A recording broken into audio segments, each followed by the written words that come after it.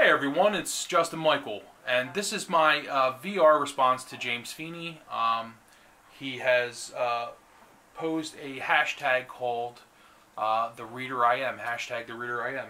And so he's asked some questions, and it's pretty substantive, you know. It's more substantive than the normal, question Q&A kind of thing on here. So, yeah, I'm a little nervous about it because,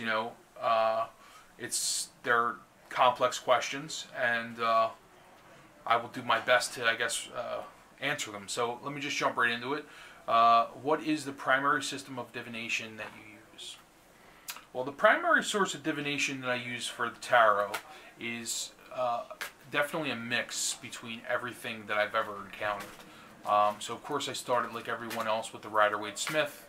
I still love the Rider-Waite-Smith, and I've grown more accustomed to reading with pip cards and the Tarot de Marseille or the Ancient Italian Tarot or whatever,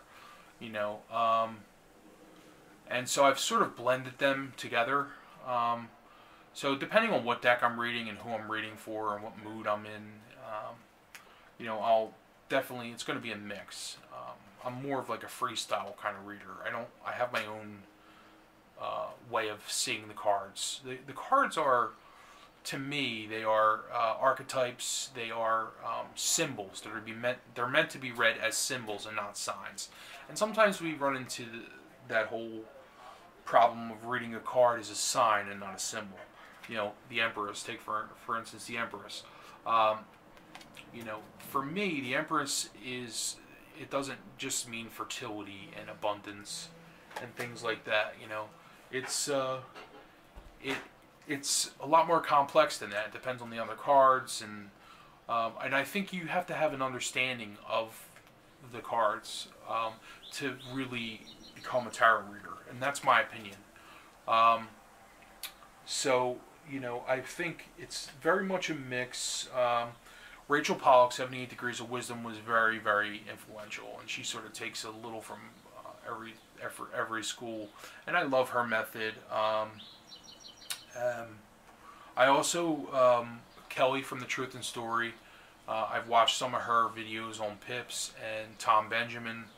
All these people on YouTube were very helpful for me when I was learning how to read, and I started to get more in tune with learning the meanings of the numbers as opposed to just the Rider-Waite-Smith card, because you can get distracted by the image a lot of times, and when you learn how to read, Tom Benjamin was just talking about this. He said one thing, if I could do it all over again, I would learn how to read Pips first and then go into the Rider-Waite-Smith. I think that's great advice. I've given that advice myself to people, because you're building a foundation with the numerology and with the Tarot de Marseille, and then once you have that, that's a tool in your arsenal, and then you can become, when you read, this deck or any other deck, then the images sort of help you on that. So it's like you're building a real foundation with learning the numerology. So there are different layers to it, and you'll have more tools in your arsenal. And I think that's what it's all about for me, anyways, learning all of that. So I don't want to get too much into that, because I can go on and on forever. But I would say Tom Benjamin, Vincent Pacitti even was very, in the very beginning, he was helpful with the, with the numerology and the keywords and stuff. That helped get the wheels turning for me with the pip cards. Paul Hewson, and of course Kelly from The Truth and Story, and Tom Benjamin, they always recommended Open Reading by Yoav Ben Dov, and that book was just really a great book. It's an ongoing thing for me. It's an ongoing education. Every day I try and learn a little more about tarot. So I would say the answer to that question is I'm not really married to any kind of system. I have my own system. I use different decks, but I pretty much do the same with every deck, where I rely mostly on my own intuition and understanding of those archetypes, and because those archetypes, those symbols, they come from our collective unconscious and our personal unconscious, and I believe that once you use the cards to tap into your own unconscious, um, you begin to develop more of an intuition. So I think, how do I view the tarot? I feel that wasn't one of his questions. It's just something I kind of felt like that question was getting at was. So my view of the tarot is mostly, I believe it has to do with like synchronicity, with Carl Jung. I started reading a lot of Jung, and I'm not an expert on Carl Jung. In fact, I'm hoping to have a conversation with a depth psychologist, a Jungian psychologist, in the near future about these types of things. But I started to, I read a book by Sally Nicholas called Jung and the Tarot. And then I got the Jungian Tarot, and I started to realize that there are a lot of parallels between Carl Jung and the Tarot. And I was always curious whether, whether Jung was just sort of talking about this sort of thing that, so like if you look at the major arcana, like kind of corresponds perfectly with, the whole archetypes thing and individuation even. So I was just wondering, is that something that he got from tarot, or was the tarot developed from a place like maybe some kind of hermetic philosophy or something to sort of the same sort of source that Jung got it from? I don't know. Like, it's a mystery to me. I know he had a lot of hermetic and like Gnostic influences, but I'm just very curious about that because you have the Fool, and he goes on his journeys, like the hero's journey, and he encounters the trickster and the magician, and then the high priestess, the divine feminine. You have the mother archetype, the father archetype, the wise old cleric, and the Hierophant. Then you have in card 6 you have the Lovers, which is like where he begins to develop his ego, and then it's like when you fall in love, it's like it's the first action that you do as an adult, really, that's independent of your upbringing. You're falling in love, you're sort of swearing allegiance to someone else other than your parents. And that's why the Lover's card in the Tarot de Marseille has a man standing between his mother and a girl, or some people have this two females, but I've seen it even a boy standing between the king and a girl, and then an arrow kind of pointing down. That's the way I've always interpreted that. Some people interpret it as two girls, like choosing between two girls, which it could be also. But falling in love is it's the beginning of your independence from your childhood and from your upbringing.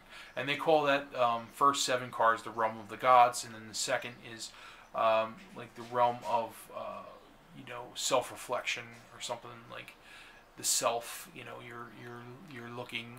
So now you got the Lovers, and then you get Wheels. He finally goes on his journey in the Chariot, and he moves on to card 8, which is usually Justice.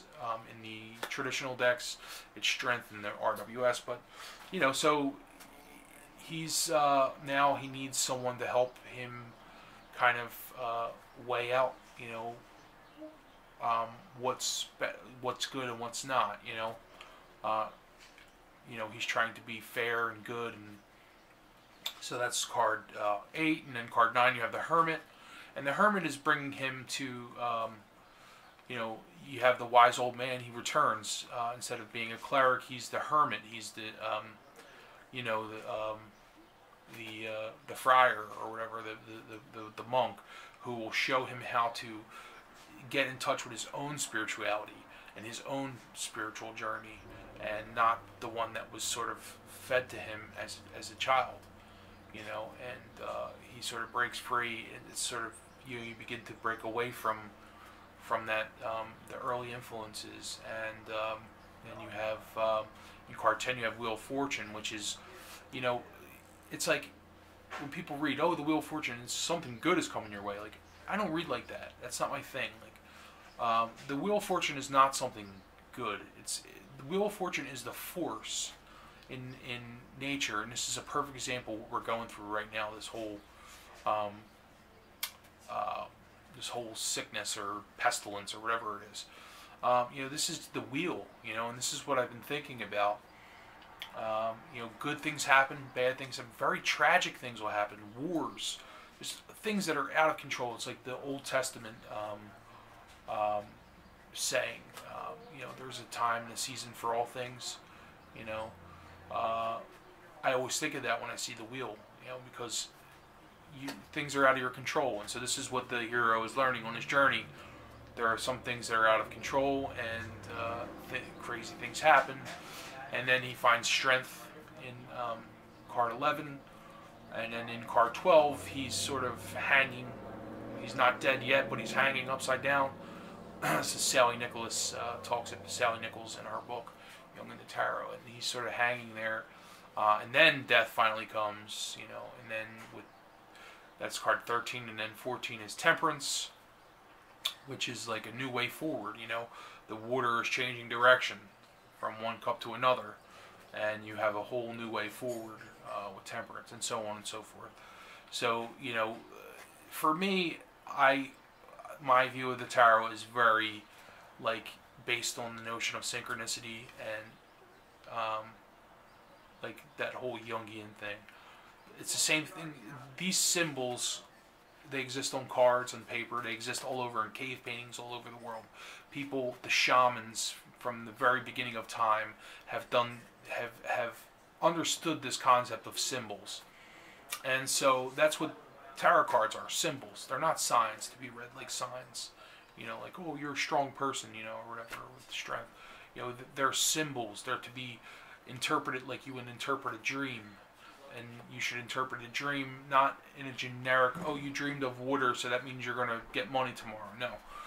Your dreams should be interpreted in context of the dreamer. You know, not everybody is going to dream. You know, the symbol will remain the same, the father. You know, but maybe you had a really good father, so you dream of a father, and it's a positive thing. And this is just an example. My father was a good man, but you know, I might have had a bad father, and so, you know, my experience is with the father in my dream is bad. So it's just like tarot is just it's symbols. It's just really symbolism and getting in touch with sort of your unconscious and even your intuition by looking at symbols. You know, so I don't want to keep getting too far into that, but that's how I just feel, in short, that, you know, whenever you put importance into something, you know, these synchronicities happen, which is a meaningful coincidence. And, you know, sometimes it'll make the hair on your arm stand up. It'll be so strong, and you'll just know that, you know, it's just synchronistic, you know. So so who do I read for? I read mostly for friends and family. I do have some clients. I'm looking to grow my client base, and I would like to be more of a full-time reader. I would love that, and, you know, but it's, you know, taking it one step at a time, and but mostly for friends and family. And I have, in particular, I have a sister-in-law who loves me for me to read her cards, so I'll read for her, and I read for my partner, and I read for my mom. I read when we're on vacation, all the time. And I read a lot for myself. I do I do a card a day. I'll do like meditative type drawings, things like that. What types of readings do I do? Okay, well, I just said a little bit of that. You know, I'll do readings for myself. I will draw a card, and I'll learn about that, and I'll relate that card to like things that happen throughout the day, and I'll think about those archetypes and those situations. And a lot of times the people I read for, I always like when they have a question, you know. a specific question, but a lot of times they don't have a specific question. So it'll just be like, I'll do a Celtic Cross spread because it's like a great spread to do for like general readings because there's just a lot of positions, a lot of information. So things like that. Let's see here.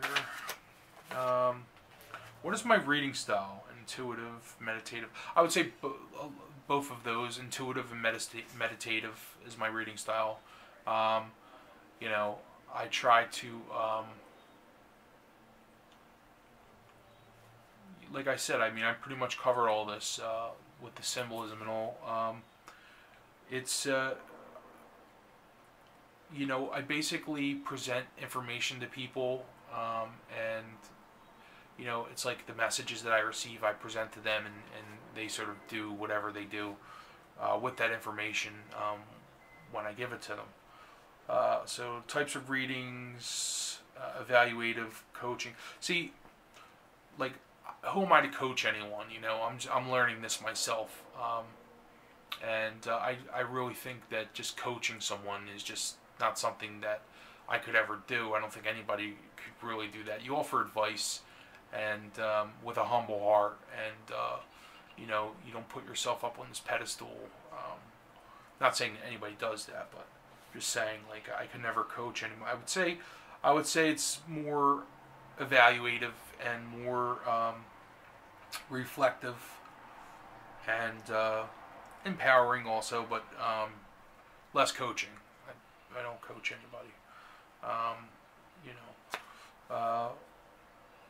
My ideal reading atmosphere would be, this is the next question, ideal reading atmosphere.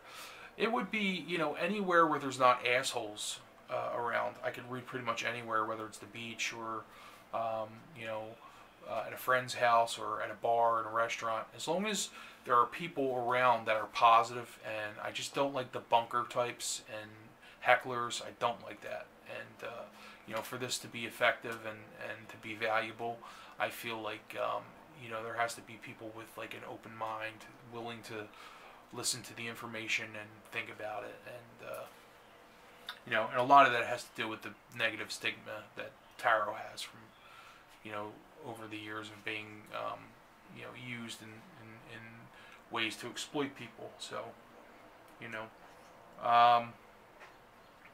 so yeah, my ideal reading atmosphere is anywhere good, but I do like my own reading table and my rituals and all. Reversals, jumpers, and shuffling. Well, I shuffle like this. So I don't ruffle shuffle, or however they call it. This is how I shuffle, just like this. Jumpers, it depends on the context. If one card jumps out when I'm ready to, ready to pull one, I will use that card. But if like 5 of them, I'll just put them back in. And reversals, I only read reversals when they happen unintentionally. I do my best to keep all my cards like straight and in the same order. I try not to have my cards all in different directions, because then half of your cards will be reversed and half of them will be upright, and that's just, it kind of defeats the purpose of a reversal. Like a reversal, it puts more meaning and more importance on a reversal when they happen unintentionally, when they kind of just result that way. And so that's just something, that's how I approach it. So yes, I do read reversals, but just only when they happen, like accidentally.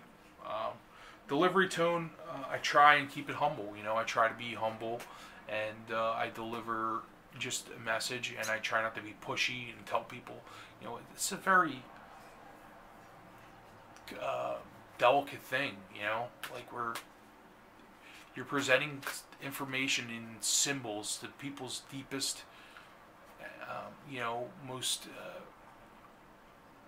most personal kind of thoughts they're dealing with. They can conjure up all types of thoughts in their mind. So you have to be delicate, and you have to be humble, and you have to present the cards in a way where you're not threatening people and making them feel like under attack, or under assault. You have to basically just say, this is what the cards are basically saying, and this is a system, and you know, according to my beliefs, or to my system of divination here, this is what the cards are telling me. So, and my quirks, I believe everything I do in tarot is quirky. It's unorthodox. I'm not your average tarot reader. I don't do devotions to goddesses. I don't conjure spirits. I don't do any of that. I don't judge other people who do. I think it's great. I love to even watch other people, all different types of people do tarot readings. I love to watch them because I love to see how different we all are. But for me personally, it is a spiritual practice. It is it's reflective and meditative, but it's not a religious practice for me. I'm not communing with the dead or anything. Like, I am trying to tap into whatever energy that exists in the world of symbols. You know, whatever that underlying force is. Whether it's the collective unconscious or the logos or the Akashic records or whatever you want to call it, like that, whatever you want to call the, you know, it's like back in the ancient times, they would assign gods to things like love and chaos and order and things like that. You know, like, so there is like an underlying energy behind things that happen, and when you're doing tarot, I believe that sort of taps into that whole energy, that force, whatever that is. And anything you put importance into, whether it's analyzing your dreams or analyzing anything, like, you're going to find symbols and information to process, and it's a complex game, and I really don't know why it works, but it just works really well. And especially for me, it works really well for me. So, and I just love the tarot. So, but anyway, I think that's all the questions. Thank you, James Feeney, for doing this hashtag, and thank you for tuning in, and we'll talk soon. Bye-bye.